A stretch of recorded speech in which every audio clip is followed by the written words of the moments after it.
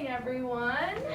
Thank you so much for joining us for our second installment of Seafaring Stories. I am so excited to welcome Dick Hosmer, who many of you may know because he is a transportation driver for the Council on Aging, and we're very lucky to have him with us, a part of the team, and I'm really looking forward to hearing some of his stories, and I think that all of you will as well, so please enjoy.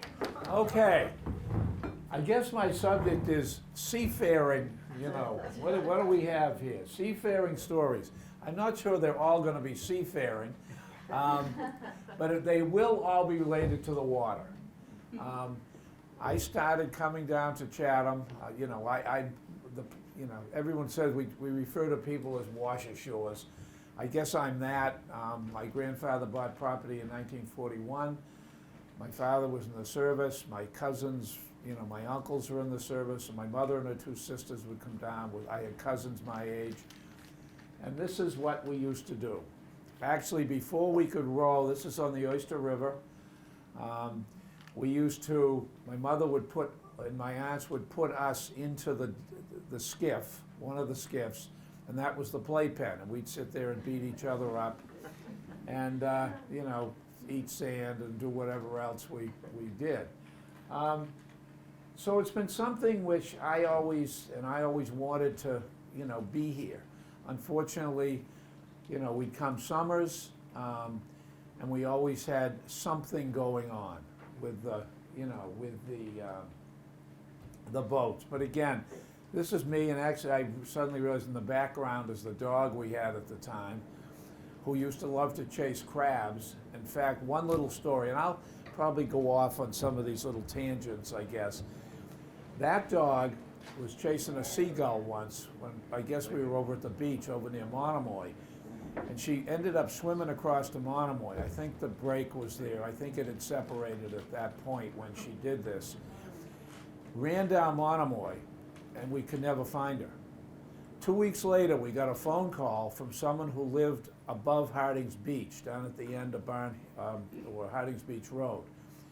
They had found this dog, and my father had obviously gone to the police station, and so they had a tag number and what have you, and we found her. She lived to be about 15 or 16, even though she was half drowned during this. I mean, she was a wanderer, but it was just interesting that again, this guy was out in his sailboat, and that's where he found her. So, and then as years went on, and I think some of you who've been around here a while would recognize this is not the Oyster River of today. This is around the bend from where the other one was, looking down toward Oyster River Boatyard, which was then a camp. And these are the wood pussies, the sailboats down there, or they were called wood pussies. I don't think they were a very big class of sailboat, but they were used by the camp. And again, here I am, paddling around, again, it's the water instinct. Now the other thing that we started to learn to do, my grandfather had a skiff with a 10-horse Mercury Hurricane. Now that probably didn't mean much to anybody, but the horsepower would. But it was an older Mercury outboard, a piece of plywood and some rope, and we would do this by the hour, up and down the Oyster River. No speed limit back then, and there were no boats, as you can see. There are no boats moored anywhere, and you also, if you notice, no houses up on the bluff. There was probably some houses up there, but were pretty small, and you really couldn't see them. That's right at just looking down toward the bend in the river. We had two beaches we used to go to. What we used to call Weston's Beach, which was Charlie Weston, who lived on Stage Neck Road across the street from us.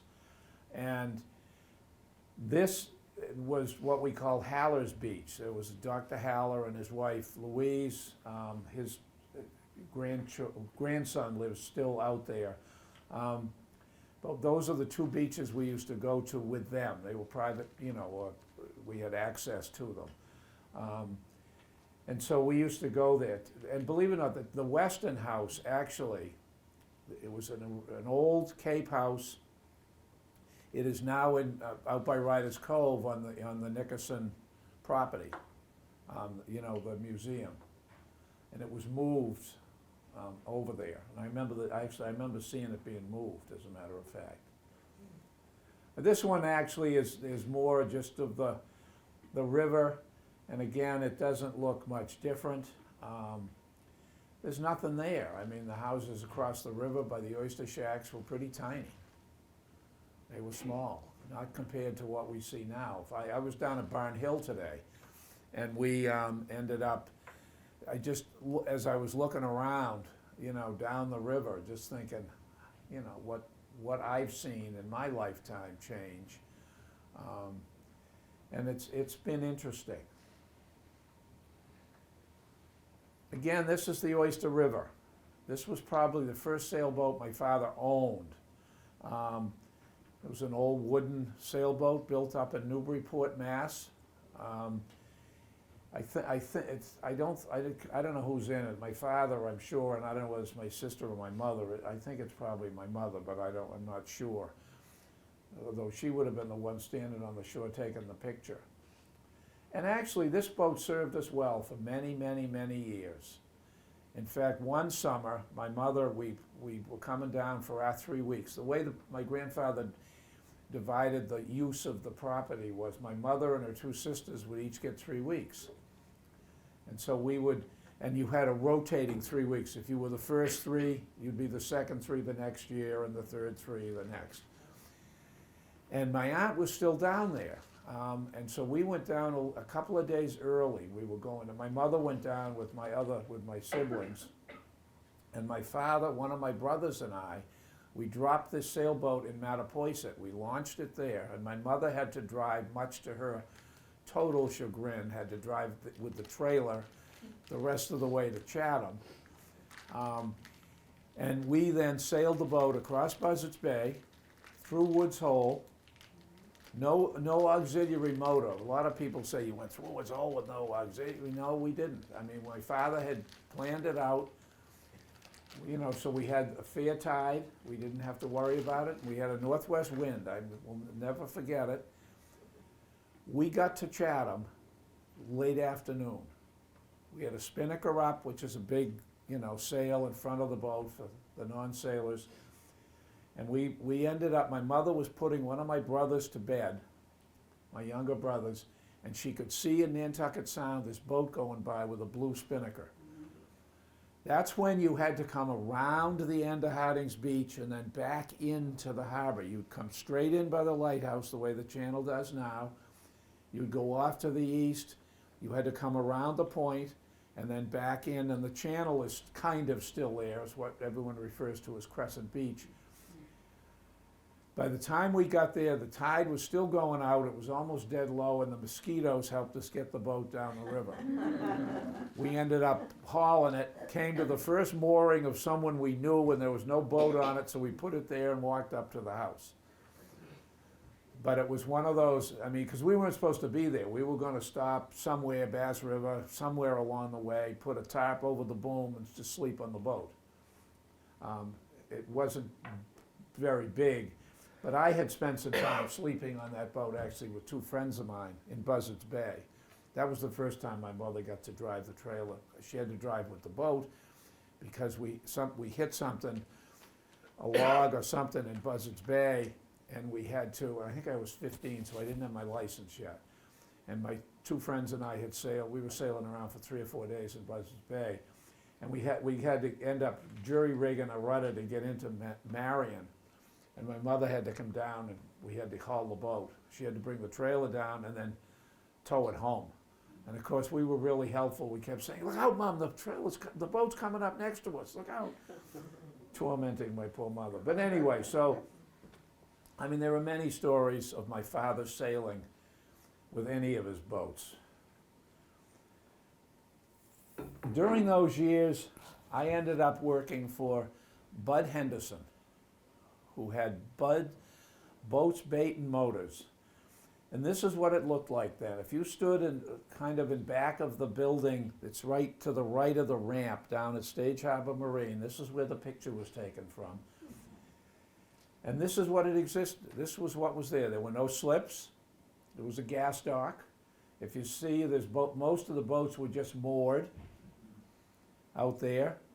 I worked there for probably, at least 10 years. Because my first career was teaching, so I had summers off, so I worked there and through subsequent owners. Bud eventually sold it to a guy named Steve Smith, who then sold it to Bruce McCluskey, and that's who the last person I worked for.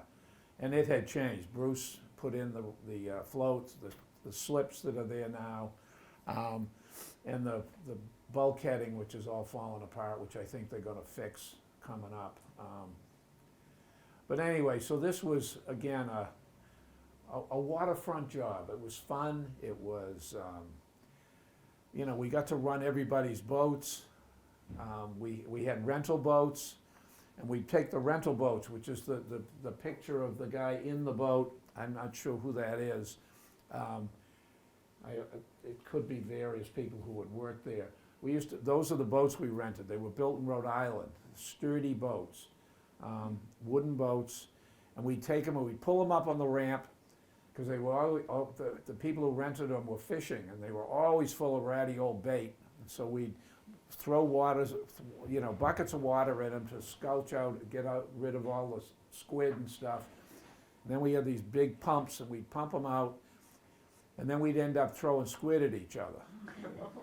So we'd end up all covered black and itchy, and but when you're a teenager, who cares?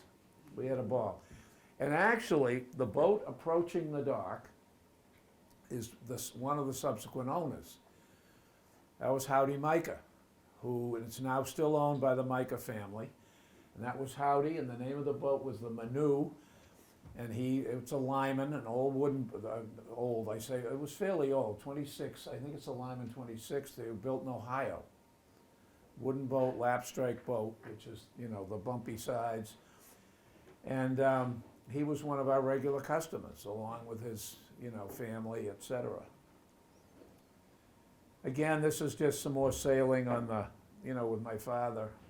My father was an avid sailor. I mean, a motorboat to him was useless, except he ended up buying this boat in the mid-60s from the marina. We sold these boats. It's a 64, I forget exactly what year he bought it. My wife and I disagree on the date, just because she puts it based when we got married. And my mother named it Daddy's Disgust, because my father hated motorboats, but this is the way he got to his sailboat, because it was moored around the bend in the river. It wasn't, and so you could easily get out down the river from the bend into Stage Harbor and then out into the Sound. And I'll have more about this boat, but this boat is still in use. It's on its third motor. I am in the process of working on it just to get it refixed up again. I tow it to Florida for the month of March and use it down there. So it's a perfect, I call it my poor man's flats boat. It's perfect for the intercoastal waterway and just harbors.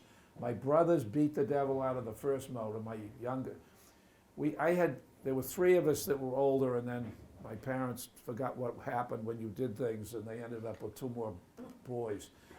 They were the other family, and they were younger, so they and their friends, half the people in town know about this boat and have been on it, or their friends anyway.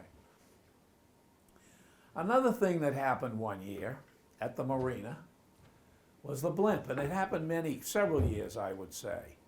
I don't remember exactly what year this one was. We were at the marina one day, and these people come in. One was a woman from the Record American, which was a Boston paper, that doesn't exist anymore. And the other one was a publicity person from Goodyear. And they wanted us to help them by providing a boat, 400 feet of tow line, some water skis, and someone to water ski behind the blimp. Well, I couldn't find my wife. I don't know if she would have done it anyway. She was working somewhere. But my sister was a lifeguard at the oyster pond. So I rounded up my sister, who then did water ski behind the blimp in the oyster pond. And then she and my brother did it a few days later over at Pleasant Bay, because they needed more space. Now what's interesting is this was tricky to maneuver, because the blimp had two engines, one on each side of that, the gondola below. And they had to shut they shut the starboard one off, the one on the right, because that's where the door was, so they could handle the tow line to do the water skiing. So, I mean, and actually I know people that were involved, John Whalen, who I'm sure a lot of people know.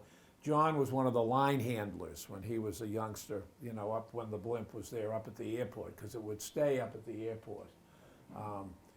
And I have a whole movie, and I keep meaning, it's very grainy, and what I need to do is get it converted and put it on a stick, because and that's where my brother and sister, my sister, and my brother water skied up in Pleasant Bay in the thing.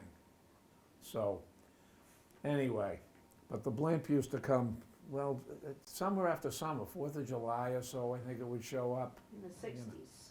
Yeah, it was all in the 60s, and that's when this was. I remember that. Yeah. That it used to Lights on the side. Signboard on it, Yeah.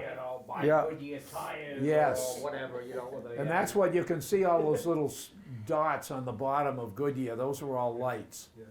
So it was something you kind of looked forward to. But when these people showed up and wanted to do this, it was like, oh my God, okay, we'll give it a shot. All right. Well, after a while, we'd go to the Cape, and then other family members would show up, and I wouldn't get to use Daddy's Disgust. So I ended up buying a boat, my own boat, and this was one of the first ones. And this picture actually was taken going up to Meeting House Pond, which is actually it's a great trip. I love Meeting House Pond. And I used to work for one of the Blue Claw who comes out of Meeting House Pond. And I love to do the seal tours or the boat tours up there, just because coming down the river out of there it's really picturesque. And this was in the fall. I mean, I remember the trip with some friends, and they took this picture. So it was again, the water was always part of the theme here. This was my father's second sailboat. And, this one, and this, I'm with him, and I'm not sure who the person in the middle is. We speculate it's my brother-in-law, but we can't figure out who it really is. And this is who knows where. The sea the land is quite a ways back. My father had a reputation of taking people out for a sail, and he would head to Nantucket. And half the time, he would just keep sailing. I mean, it could be 3-4 hours. I mean, he didn't go to Nantucket, he just sailed. In fact, the year before he died, I had him out on this boat. I mean, it was howling from the southwest. And we got in the sailboat, I got him in. I'm figuring I'm going to do all the sailing. Next thing I know, he's barking orders at me. Hey, you do this, you do that. We sail down the Oyster River. He has the helm, the tiller. I've got the main sheet and the jib. We go down, we tack out of the harbor. We head to the Bell off Howardsport. We came around the Bell. I mean, he's drenched at this point. I mean, he was 88 at that point. He is drenched. Come around the Bell, he says, okay, I'll take the jib, you take the tiller, because that wasn't the fun part. Tacking out there, getting beaten up, was the fun part. That's what he loved. So we ended up, we flew back in about 20 minutes, because we got up on a plane and just breezed in. Unfortunately, this boat, it's still sitting in the garage over at the old family property. It's not, it needs some work, and one of my brothers keeps threatening to take it to Maine, where he lives now, to fix it up, but I haven't seen any action. I think his wife doesn't want it in the yard, is what I suspect. So I ended up buying my own little sailboat, which I've got a couple of pictures of. The other thing that was interesting about down here is this is my next to the youngest brother. He's a commercial crabber. What happened when he and a bunch of his friends, and there were a bunch of them that were all summer kids down here from Connecticut. I mean, a lot of names some of you might know. I mean, Andy Micah, Tony Murphy, the Kings, the Richardsons. A lot of these guys, they all hung out together. They're the ones who beat up on Daddy's Disgust. They were, that was one of the boats they all ran around and raised hell with. But a bunch of them also realized there was some money to be made on the West Coast. Now, some of them went out there to go to the pipeline, but others went out, and then the pipeline, they had too many people, so they weren't doing it. They ended up in the crabbing business. So the number of people that were crabbing. Now, this vessel that this is my brother's, he was the skipper of what's called the Baranoff. That's the Baranoff. It's a 185-foot, ocean-going, ice-breaking buoy tender built in 1942. It was an old Navy vessel in World War II. And he and his friends went out there. One guy who's a painter in town, Fred, was a cook on the Baranoff. John King, who's around, the White Shark Conservancy John's involved with, he still owns a piece of the Baranoff. So it was all these guys that hung out down here, had, raised hell during the summer, had a good time. Most of them, or many of them, are still on the water. Now, a couple that went out there, one of them became an electrician. He gave up crabbing, because the crabbing's in the wintertime. It's a tough life in the Bering Sea in the winter, even on, a boat like this. But it's just interesting that, there's a whole crew of them that went out. A bunch of them came back, but a bunch worked there for a while. So it was just, and they got their start just running around in the way I did, little skiffs or, 13-foot boats and that kind of thing.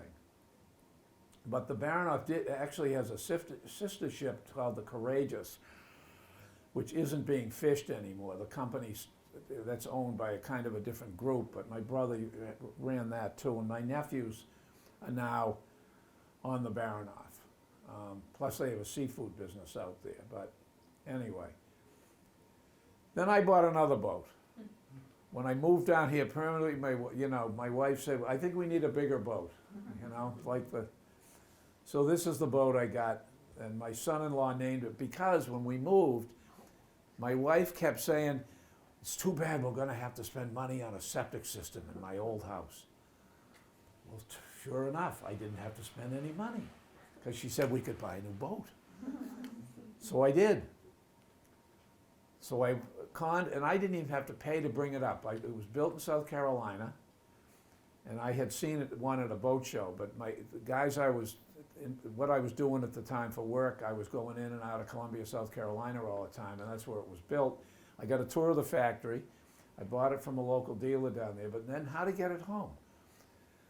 So I said to my boss, look, if you pay me mileage, it costs about the same as a plane ticket for me to go to the plant in Columbia.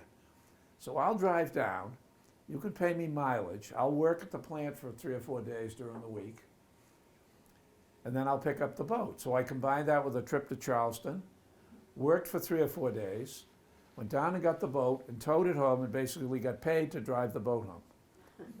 So anyway, actually this picture was taken, I think, over our yacht club, has done in the past a moonrise thing. We used to do it over in front of the Fish and Wildlife, and that's where this is, if I remember correctly. And I still have the boat, actually. It's got a new motor on it. After 25 years, I figured it needed a new motor. And I take my kids out on them, let them drive. I had a rule in the family, because I teach classes at a school in Hyannis where we do captain's classes. We also do boating safety classes. If you're between 12 and 16, in order to run a boat alone, you need to have a boating safety license in Massachusetts. So of course, all my grandchildren, it's a rule, you have to take the class. Now, this one was too young, but, you know, I started young. Got to get out there. And with sailing. That was another thing. One day my wife said, well, what about a sunfish? So I found one for free. Of course, I had then sat over here at Kent Richardson's while he redid the bottom of it, because it was fine. It would have been fine, but it just I got it fixed up a little better. So anyway, and then I graduated to this because I needed to have a boat on a mooring. And Susan back, you know, down at the harbor master's office kept saying, you can't just keep listing a 16-foot skiff. You have to have a real boat. And this was back before it was really got ugly about the moorings. So I bought this sailboat, which I still have. And actually, the one in yellow loves to come sailing with me. The one in the pink, when we heel over, they're twins, she kind of gets a little nervous about it for some reason. But the other one loves it. She just sits there. I mean, the water can be coming over the rail and doesn't seem to bother her. So, but anyway, it's just another, you know, keeping the water. Now this just is kind of a picture. This is the boat in Florida that Daddy's discussed. So this is the one that ends up in Florida. The place I rent down there has dock space. So, you know, why not? I mean, nobody can believe I tow a boat to Florida, but working for a marina, I towed boats all over the place, way bigger than this. So, anyway. And I use that boat for scalloping. I built a culling board, and it's a little awkward, but it works. I haven't done too well with it, but I've done a couple of years. If there are any out there, I've tried. So, you know, it does the job. I used to scallop with a guy who has long since passed away, but he had a bigger boat. He had 2 drags, and I ended up with his drags. His wife gave them to me after he died.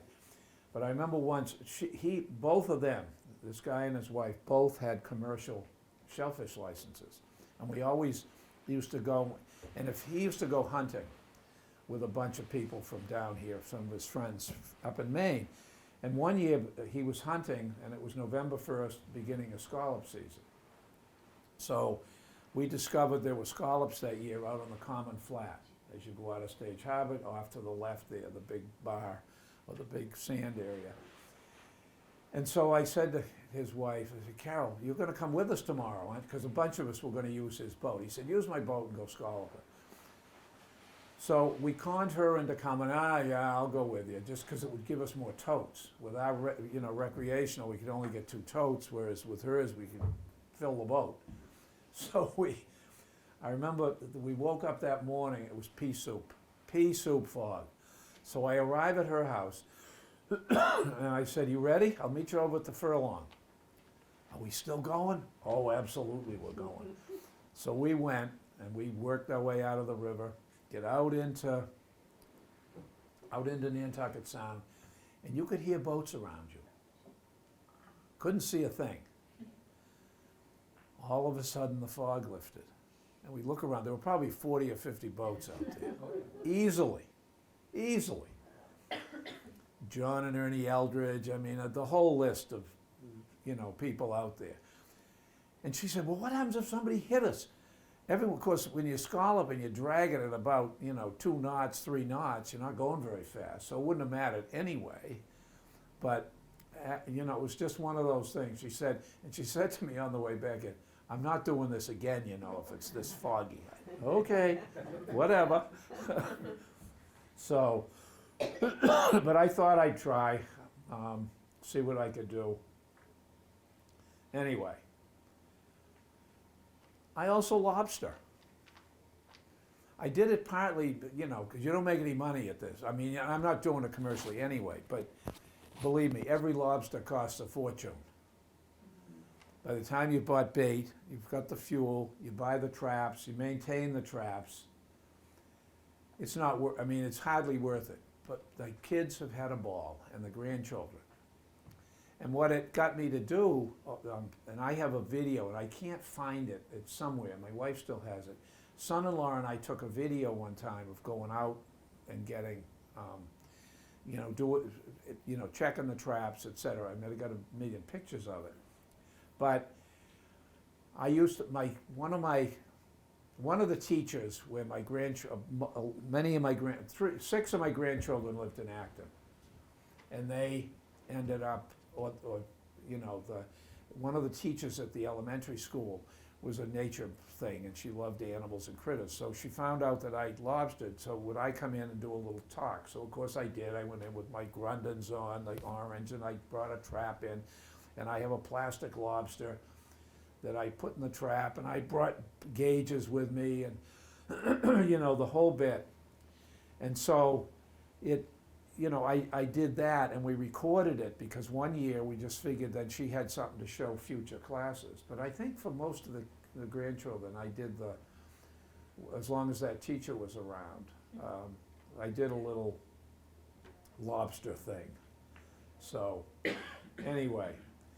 Another thing that actually has thrilled me over the years is, some of you may recognize that Donnie St. Pierre.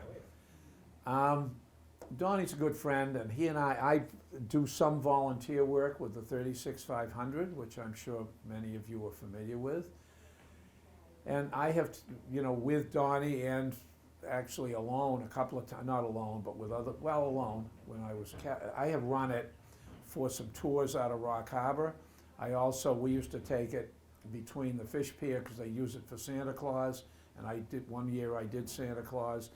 Or we'd bring it down from Meeting House, because it spends the winter in Meeting House Pond, because it's a wooden boat, needs to stay in the water, got to keep it swelled up. You pull it out for too long, and it'll leak like a sieve.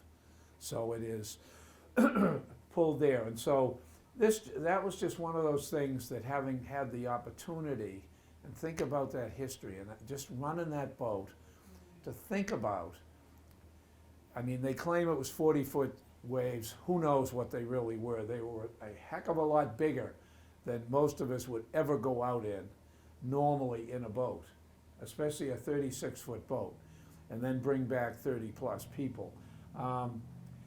But it's been an experience. And again, it's one of those things that, living in a town like this where you've got water surrounding you, it is just, it's a treat.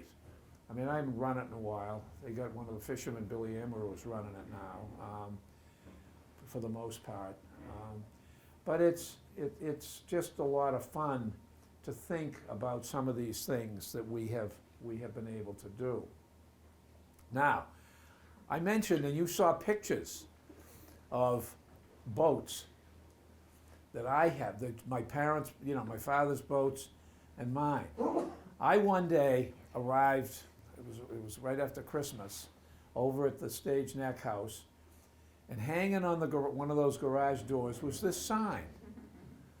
Well, back, I don't know how many years ago, one of my brothers was selling some outboard parts to Brian Confalone, who's an outboard mechanic. His father's a mason. And Brian walked into the yard, and of course it's full of Hosmer family boats. Oh, Hosmer Hidden Boat Yard. So it became kind of a joke. And so I told a couple of people about this. Someone made this sign up. I have no idea who, and Brian swears it was not him, and I don't think it was. I have no idea who it is. So it's now, we refer to it as the Hosmer Hidden Boat Yard. And right now in the yard, there's cousins' boats, my nephew's boat, my son-in-law's boat, my boat. Fortunately, it's 2 acres of land. You can't see any of them from the road. But it's just, again, my mother used to say the family had more boats than brains. And frankly, I think she probably was right. My brother on the West Coast, the commercial fisherman, probably has 6 or 8, including a 65-foot sailing vessel. My brother went to Maine, he had a bunch, he does it now, he's got one derelict one still in the yard. Anyway, so that's kind of, I mean, if I go over there now, there are, as I say, plus one of my tenants, his boat is there, and my cousin's boat is there. I guess that's the end. That's the end. So, anyone have any questions? I mean, I have thoroughly enjoyed Chatham as a town.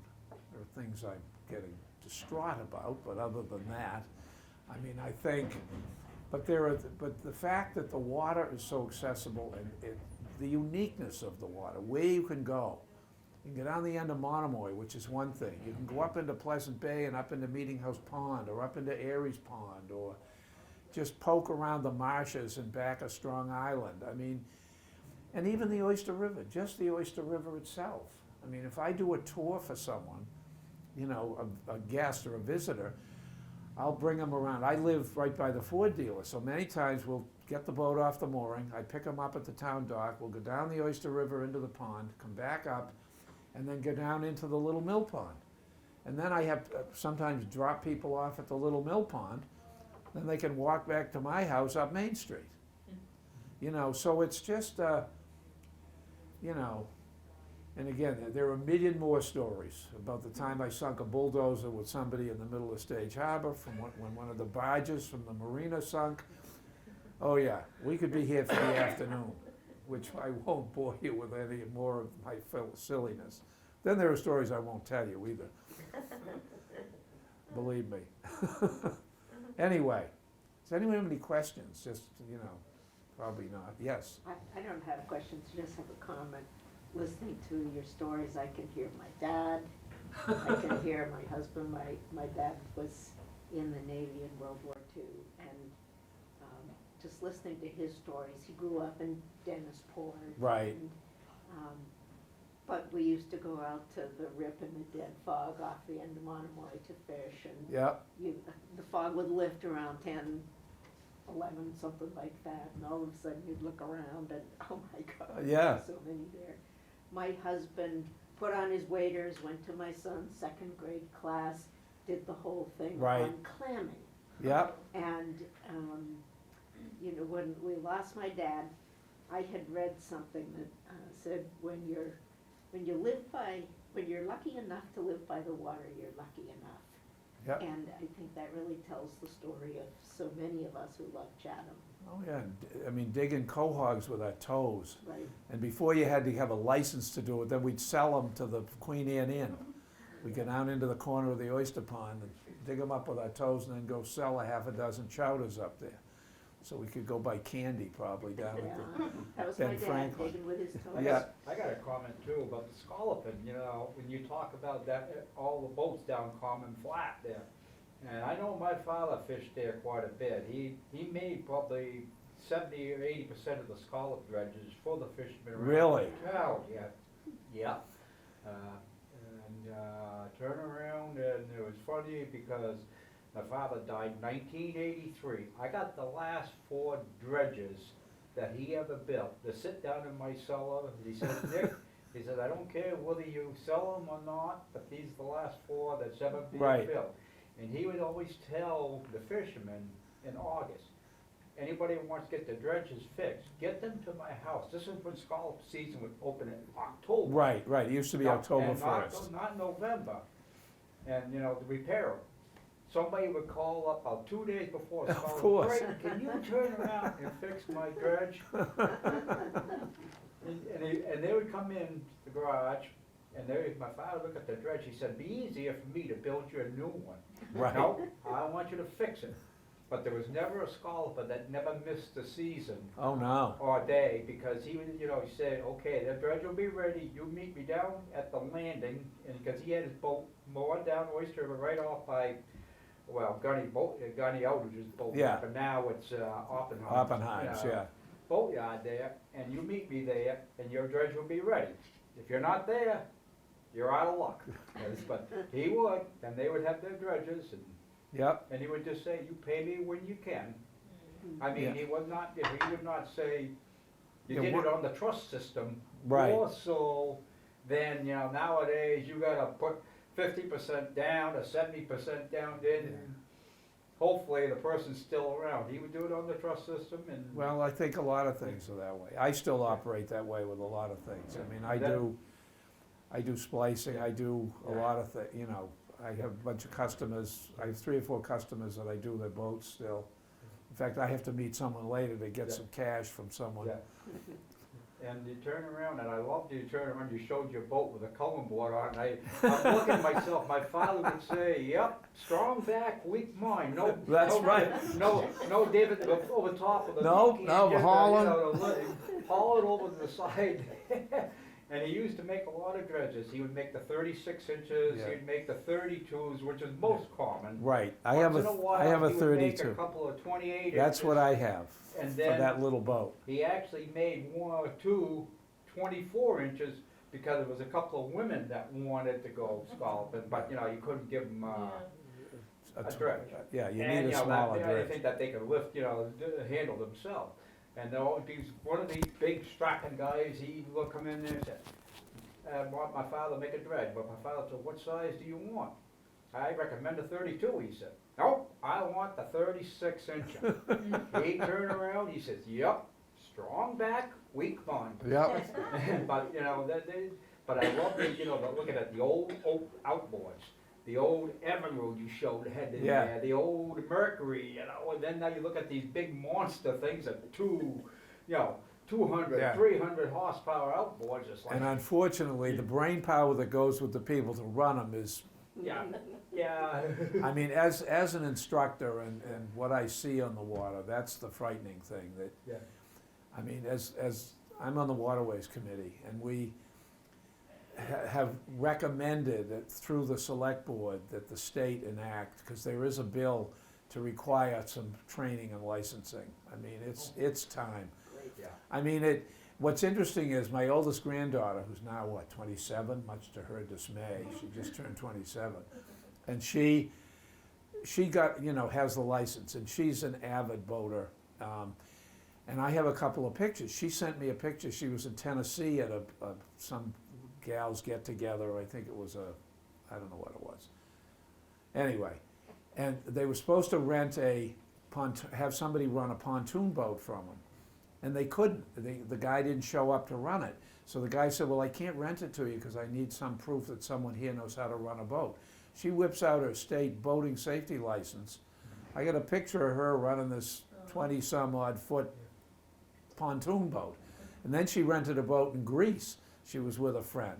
I don't know, the girl doesn't seem to stay home, but other than that. But I think it's important, it's understanding what you're doing on the water is critical. Critical. The number of things that can go wrong is, but anyway, I won't harp on that. That's, Well, you can't, Anyway. you can't harp on safety. Safety is the Nope. top priority. it is. There's too It is. many people, as you say, has no right to be out there in Yeah. a boat. I mean, 'cause somebody asked me, how come you don't own a boat? Well, to me, a boat is a big hole in the water you pour money into. Well, see, I can work on my own, so it doesn't, But I said, if I have to deal with drunk people driving cars, I don't need to deal with somebody drunk running a boat. where you don't even have yellow lines to tell you where to Yeah. be. But anyway, okay. Thank you. Thank you Thank so you much. so You're much. welcome. That was